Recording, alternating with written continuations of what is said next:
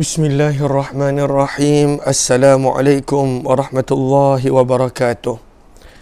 Bismillah, alhamdulillah, wassalatu wassalamu ala habibillah Sayyidina Muhammad ibn Abdillah wa ala alihi wa sahbihi wa mawalah. Subhanaka la ilma lana illa ma 'allamtana innaka antal alimul hakim wa la hawla wa la quwwah illa billahil aliyyil azim. Allahumma rabbi syrah lana sudurana wa yassir lana umurana wahlul 'uqdatam min alsinatina yafqahu aqwalana. Allahumma fakkihna fid din wa 'allimna at-ta'wil. Allahumma alhimna marashida umurina wa a'idhna min syururi anfusina birahmatika ya rabbal alamin. Walhamdulillahi rabbil alamin.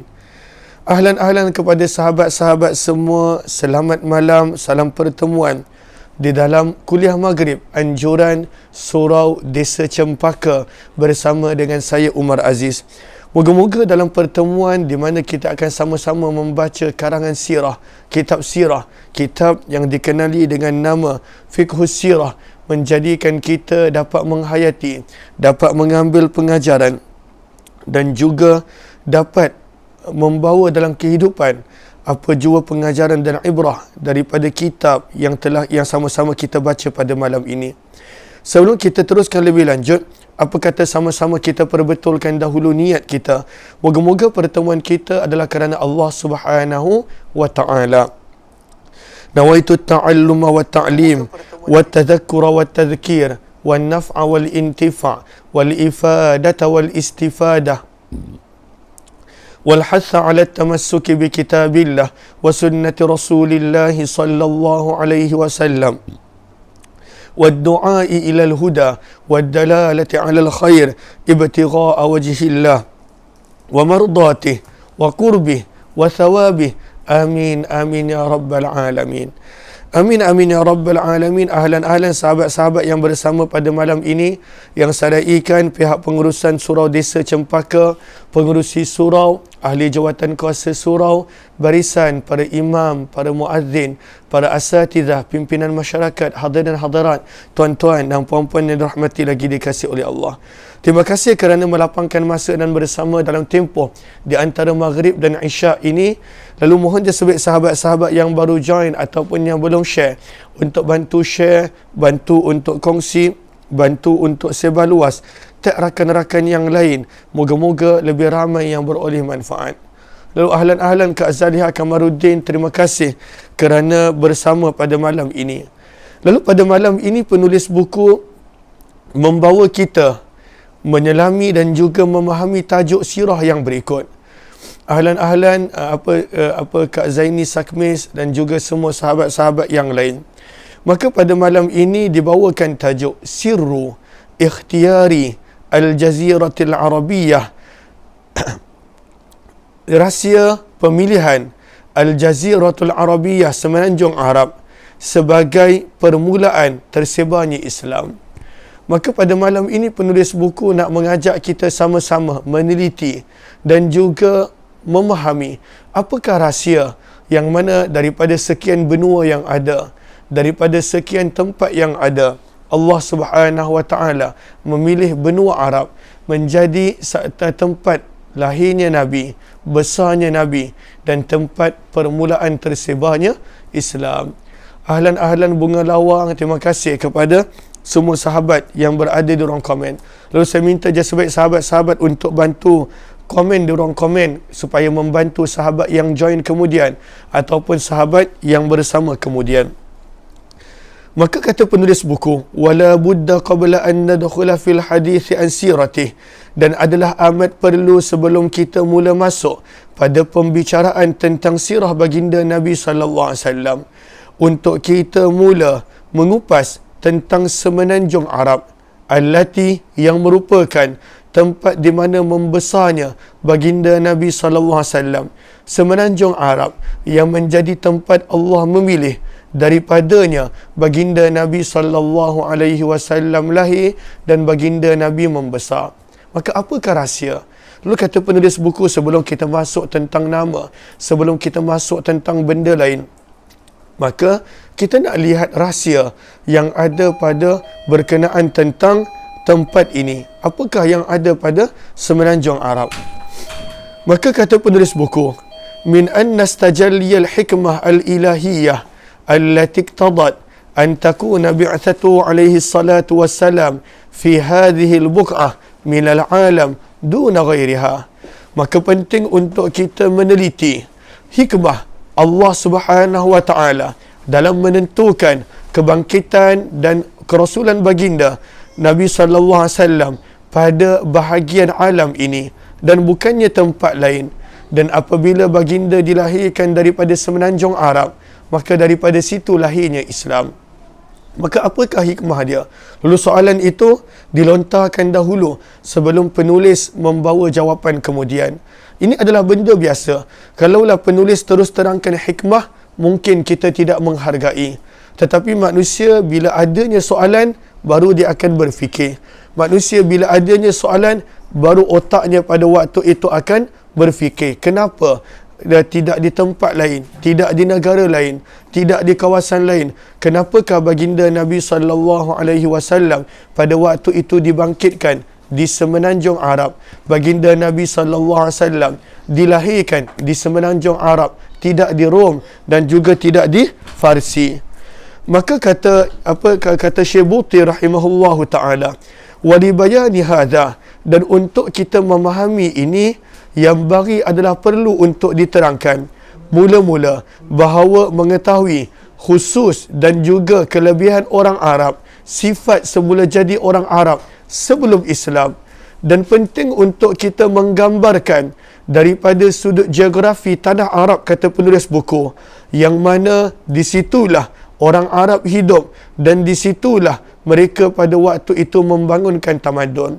Lalu kita nak faham berkenaan tentang adat-adat dan semula jadi orang Arab sebelum Nabi menjadi Rasul. Kita nak faham tentang daripada sudut hikmah geografi, kenapa Nabi SAW dilahirkan daripada benua Arab. Kata penulis buku, namun sebelum daripada kita nak kenal tentang sikap-sikap dan tabiat orang Arab, penting untuk kita menggambarkan dahulu pada waktu itu sikap-sikap umat-umat yang terdahulu seperti Farsi dan Rom, Yunani, Hind dan juga bangsa-bangsa maju yang lain. Minta maaf. Okey. Lalu kata penulis buku, kadang-kala bila kita baca tentang Arab, kita hanya tahu mereka ni masyarakat jahiliyah. Mereka ini jahil, mereka ini begini begitu. Tapi kata penulis buku, tidak. Sepatutnya kita bandingkan dengan bangsa lain yang ada pada waktu itu. Kenapa Nabi tidak daripada bangsa Farsi? Kenapa baginda tidak daripada bangsa Rom? Apakah sikap orang Farsi dan orang Rom yang pada waktu itu perlu kita ketahui? Lalu minta maaf sahabat-sahabat. Allahumma salli ala sayyidina Muhammad. Maka kata penulis buku, marilah mula-mula kita lihat secara ringkas tentang sikap dan keadaan umat-umat yang terdahulu yang hidup di sekitar Semenanjung Arab sebelum datangnya Islam. Kana yatasaddarul alam idzaka daulatan. Pada waktu itu hanya ada dua kuasa besar sebelum kelahiran baginda Nabi sallallahu alaihi wasallam. Hanya ada dua kuasa besar. Dan dua kuasa ini pada waktu itu mengambil bahagian masing-masing daripada alam dunia. Mereka menguasai sebahagian besar daripada alam dunia. Yang pertama bangsa Farsi, yang ibu kota mereka berpusat di Iran. Dan yang kedua adalah bangsa Rom, yang ibu kota mereka pada waktu itu terletak di Syam dan juga di Eropah. Kata penulis buku, jom kita lihat sikap, adat, kebiasaan orang-orang Farsi. Kenapakah Nabi SAW dan Islam tidak dilahirkan di kalangan Farsi? Maka kata penulis buku, amma Faris, adapun orang-orang Farsi pada waktu itu, faqad kanat, maka padalah waktu itu, mereka pada waktu itu berada dalam kepercayaan falsafah, dan pada waktu itu mereka ada beberapa sikap yang tidak baik. Antaranya mereka ada kepercayaan yang dianuti oleh sultan-sultan pada waktu itu. Termasuklah kepercayaan ini dipegang oleh Yazdarjid yang kedua, yang pada waktu itu sempat dengan permulaan baginda Nabi SAW. Lalu Yazdarjid yang kedua sempat dengan zaman Nabi SAW. Apakah kepercayaan mereka? Apakah pegangan mereka? Maka kata penulis buku, pada waktu itu mereka mengutamakan tafdil antara kepercayaan mereka. Tafdil, mengutamakan zawaj, perkahwinan seorang lelaki bi ummihi, dengan ibunya sendiri, al-a'yadzubillah, au ibnatihi, dengan keluarganya sendiri, al-a'yadzubillah, au ukhtihi, ataupun dengan beradik perempuannya sendiri. Maka ini adalah kepercayaan orang-orang Farsi pada waktu itu, bahawa berkahwin sesama atau pada waktu itu adalah sesuatu yang afdal, yang didahulukan, dan ini adalah suatu benda yang mana tak boleh diterima bukan oleh sekadar mana-mana agama, tetapi tidak boleh diterima oleh akal manusia.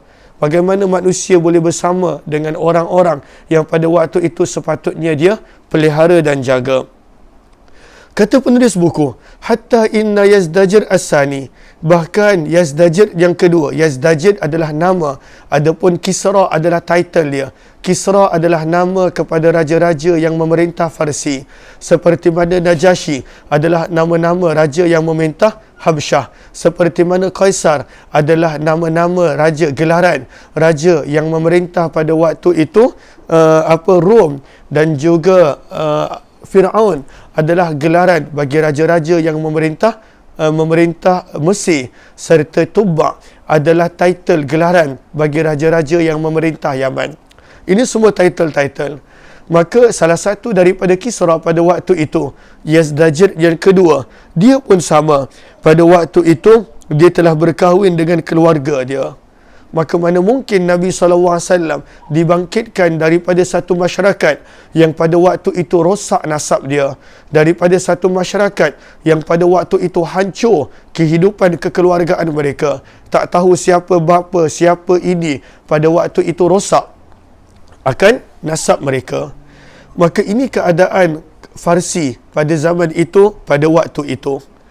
Kata penulis buku rahimahullahu ta'ala, begitu juga antara kepercayaan mereka, bahawa mereka pada waktu itu, Allahumma salli ala Sayyidina Muhammad, menganggap bahawa isteri mereka dan juga harta mereka pada waktu itu adalah halal, dan semua manusia boleh bersama dalam harta dan juga isteri dan juga pasangan mereka. Dan kepercayaan ini mereka berdasarkan bahawa seperti mana kashtirakihim fil ma', manusia perlu berkongsi berkenaan tentang air, manusia perlu berkongsi tentang hutan ataupun tentang tanaman dan tumbuhan, maka mereka punya kepercayaan manusia perlu berkongsi tentang harta dan juga tentang keluarga. Al-a'yadzubillah. Lalu sangat-sangat dahsyat pada waktu itu mereka punya kepercayaan, dan mereka anggap ini adalah sebahagian daripada benda yang betul. Mereka anggap ini sebahagian daripada agama. Bahkan penulis buku menukilkan di sini pandangan-pandangan tersebut, seperti mana mereka kata penulis buku, inilah pandangan yang dikenali sebagai muzdakiyah pada zaman itu. Lalu menjadi rosak nasab keturunan, menjadi hancur kekeluargaan. Pada waktu itu tidak tahu siapa ayah, dan pada waktu itu tidak tahu siapa keturunannya, kerana pada waktu itu mereka berpandangan bahawa setiap daripada manusia berkongsi pada harta dan pasangan, seperti mana selayaknya manusia itu berkongsi pada tanam-tanaman, pada air dan juga pada benda-benda yang lain. Maka kata penulis buku rahimahullahu ta'ala, maka inilah keadaan agama dan tamadun yang ada daripada kalangan orang-orang Farsi. Sangat teruk, sangat dahsyat, dan pada waktu itu rosak nasab mereka. Maka Nabi SAW sebab itu tidak dilahirkan daripada kalangan bangsa Farsi, walaupun mereka berupa tamadun yang maju. Mereka merupakan orang-orang yang pada waktu itu mempunyai banyak jajahan, tetapi sikap dan juga realiti akhlak mereka adalah sangat teruk. Kata penulis buku, bagaimana pula orang-orang Rom? Bagaimana pula orang-orang Rom? Kata penulis buku, wa ammar Ruman, adapun orang-orang Rom, pada waktu itu mereka telah dikuasai, mereka telah dirasuk dengan pada waktu itu kepercayaan, tamadun dan pembangunan. Maka pada waktu itu mereka asyik membina, dan pada waktu itu terlalu mengejar ketamadunan sehingga mereka mengabaikan kepercayaan Nasrani yang asalnya mereka pegang. Sehingga pada waktu itu mereka pilih daripada bahagian-bahagian Nasrani yang sesuai sahaja dengan mereka, yang lain pada waktu itu mereka tolak, yang lain pada waktu itu mereka tidak terima. Kanat tusaitir alaiha ar-ruhul isti'mariyah. Maka pada waktu itu mereka telah dikuasai, dirasuk dengan pada waktu itu tamadun pembangunan. Maka kata penulis buku, dan adalah orang-orang Rom pada waktu itu mereka sanggup memusuhi agamawan-agamawan yang pada waktu itu menjadi penghalang di antara mereka dan juga ketamadunan yang mereka ingin capai. Maka mereka menentang akan sebahagian agamawan Nasrani yang ada di Syam, yang ada di Mesir, dan juga yang pada waktu itu tidak mahu mengikut kemahuan mereka dan tidak mahu mengikut pada waktu itu kehendak mereka. Lalu mereka pada waktu itu ada agama Nasrani, tetapi agama Nasrani sekadar pada nama, tidak pada amalan. Bahkan orang-orang yang mengajak kepada Nasrani, mereka musuh. Pada waktu itu mereka pulaukan, pada waktu itu mereka sanggup berperang kerana agamawan Nasrani itu tidak mahu mengikut telunjuk mereka, tidak mahu mengikut kehendak mereka. Maka kata penulis buku, maka pada waktu itu mereka tidak percaya kepada kekuatan Allah, tetapi sangat menekankan kepercayaan kepada ketenteraan dan juga kepada peralatan semata-mata. Berbeza dengan sepatutnya mereka sulamkan pada waktu itu agama dalam keadaan ingin pada waktu itu memakmurkan dunia ataupun negara. Mereka tidak boleh abaikan agama, kerana agama itu membantu manusia menjadi hamba yang lebih baik. Kalaulah tidak, maka nafsu akan menguasai manusia. Minta maaf.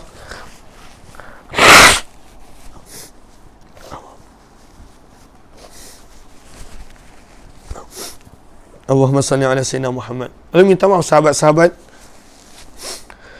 Lalu inilah keadaan bangsa Rom pada waktu itu. Lalu agama ada, tetapi agama itu mereka perangi dan musuhi apabila tidak mengikut kemahuan mereka dan apabila agama itu tidak bersesuaian dengan kehendak mereka. Maka untuk orang yang dah ada agama, iaitu agama Nasrani, dan langsung tidak menghargai agama tersebut, maka bagaimana Allah pada waktu itu nak bangkitkan Nabi SAW daripada kalangan mereka? Maka inilah keadaan bangsa Farsi dan juga bangsa Rom, kata penulis buku, pada zaman itu. Begitu juga ada beberapa tamadun-tamadun maju yang lain, seperti tamadun orang-orang Yunani, tamadun orang-orang Hindi, dan juga beberapa tamadun yang lain. Maka semua tamadun-tamadun ini pada waktu itu ada sedikit sebanyak pada waktu itu benda yang tidak elok secara semula jadi dalam diri mereka. Maka kata penulis buku, apabila kita telah faham, itulah keadaan akhlak, itulah keadaan sikap dan sifat orang-orang Rom, orang-orang Farsi, walaupun mereka maju daripada sudut dunia, tetapi ada sesuatu yang tidak sesuai untuk Nabi SAW permulaannya lahir daripada kalangan mereka. Ada yang tidak menghargai agama yang dah sedia ada yang pada waktu itu nasab mereka celaru kerana bercampur berkahwin sesama mereka. Maka kata penulis buku rahimahullahu ta'ala, apabila kita telah faham, maka marilah sama-sama kita lihat bangsa Arab, yang mana walaupun mereka ini dikenali sebagai jahiliyah, orang-orang yang pada waktu itu jahil, akan tetapi bangsa Arab ini jika kita teliti, mereka ada begitu banyak sifat-sifat, mereka ada begitu banyak sikap-sikap yang mana ada pada kebanyakan mereka secara semula jadi.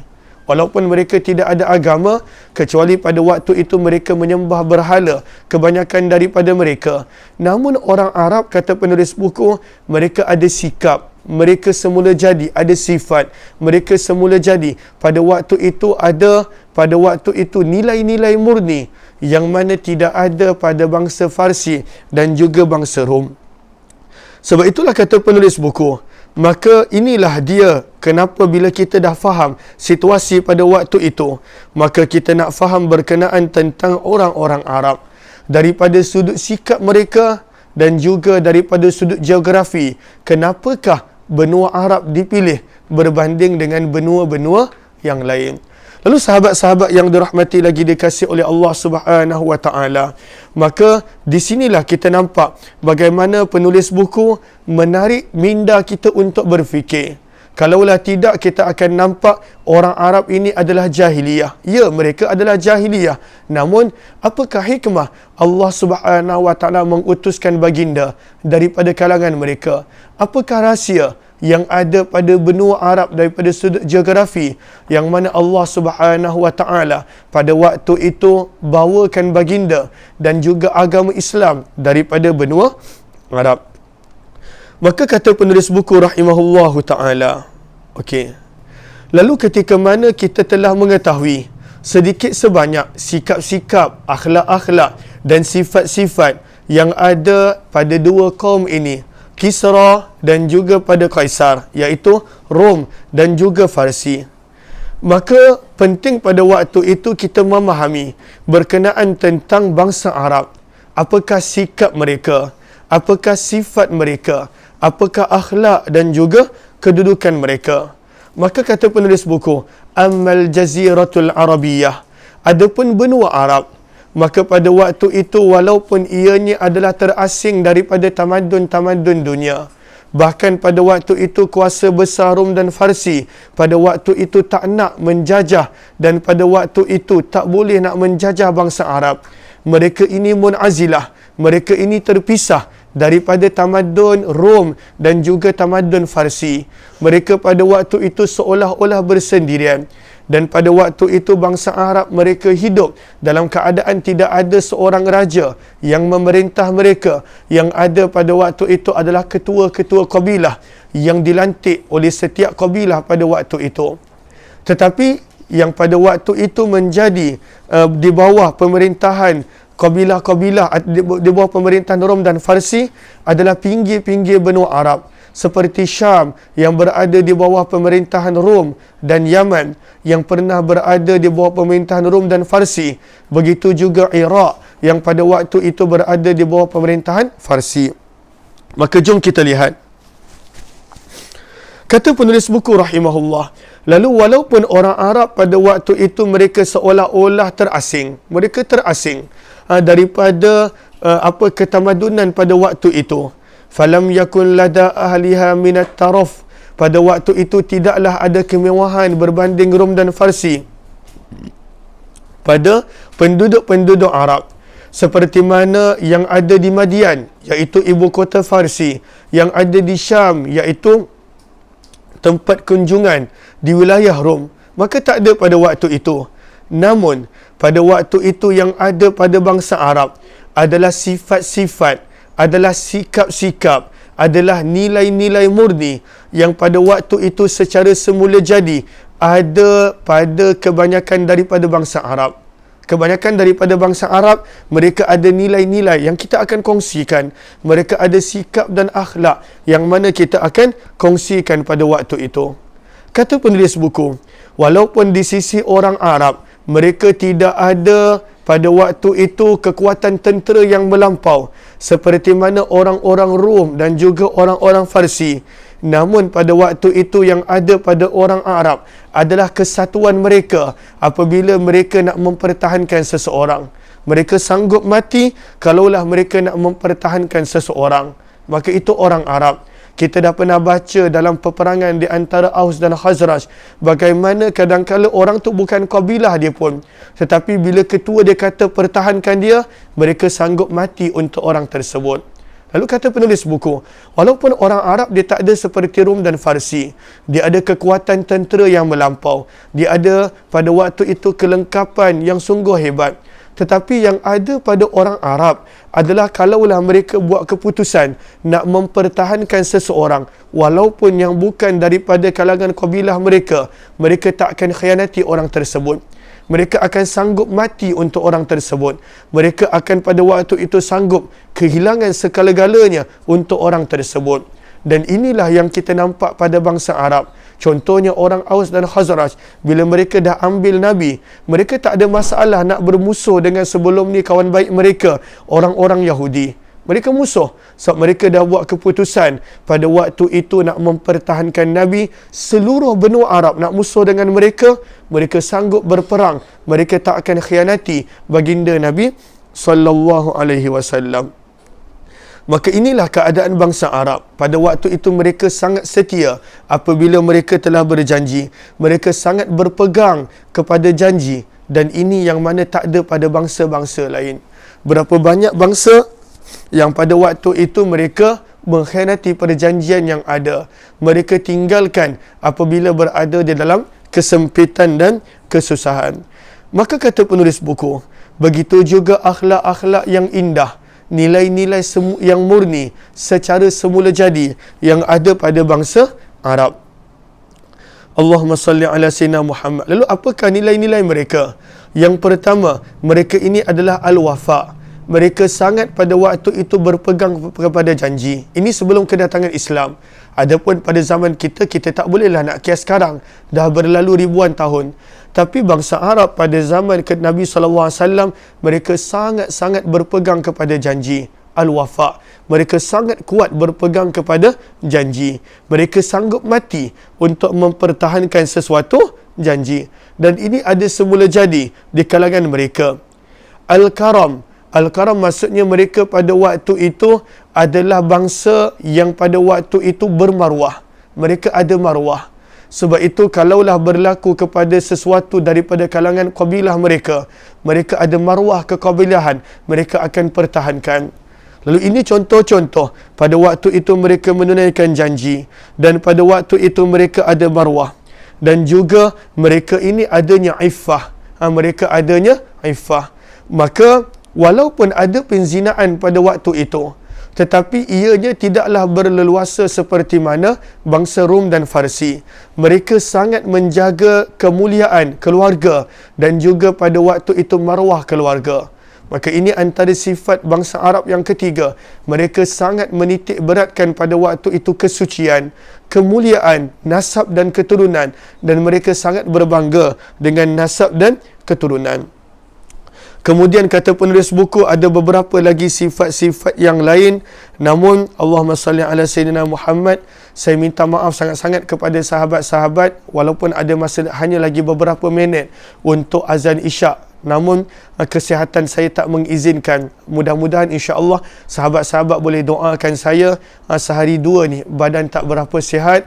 Lalu saya minta maaf saya habiskan awal kerana sebenarnya sangat mengganggu daripada sudut hidung dan juga tekak dan juga kesihatan tubuh badan.